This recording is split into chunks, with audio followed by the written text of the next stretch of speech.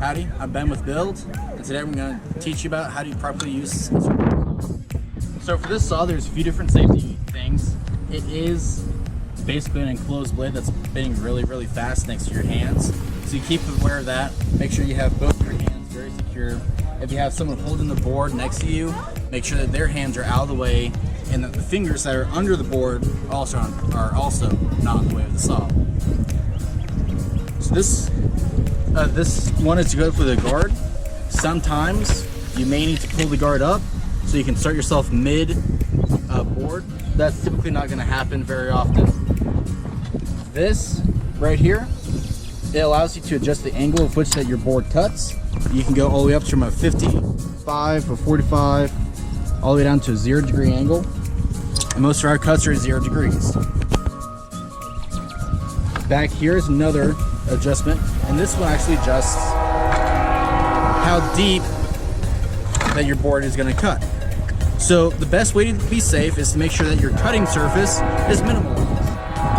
So what you want to do is you want to make sure that this blade only pokes out the bare minimum, just enough for you to get past the surface of the wood that you're cutting, and then you can lock it down into place on the back side and you'll be good to go. This way, if you do cut something or cut into, say, a sawhorse, or hopefully not someone's finger, the damage is minimal and it's a little bit easier to clean up. So, when you want to get ready, you'll want to get on the side of the machine. Make sure that people aren't standing in front of you or directly behind you, because this is capable of doing a kickback, which is where the saw binds and actually kicks it back. Or in some cases, it'll shoot the board forward, depending on how you're cutting and depending on the board itself. So to start cutting, you can come over here and you can actually see there's two little notches. A notch here and a notch there. This notch represents where the saw is going to be cutting itself. So if I had a line here, and if I want to cut right down the middle of the line, I'll line the line up with this notch. If I wanted to bias it to one side or the other, I could do that too.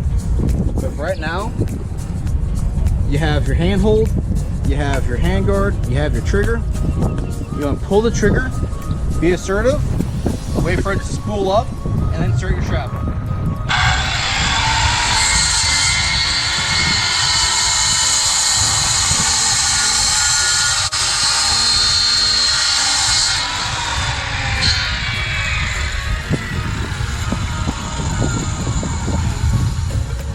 Make sure that your hand stays in a safe place even while this is slowing down from spinning. And when you're cutting it, make sure you have a smooth and consistent movement from the beginning to the end, and it will provide you a nice, clean, straight, sharp cut. I'm Ben with Build. Let's go build.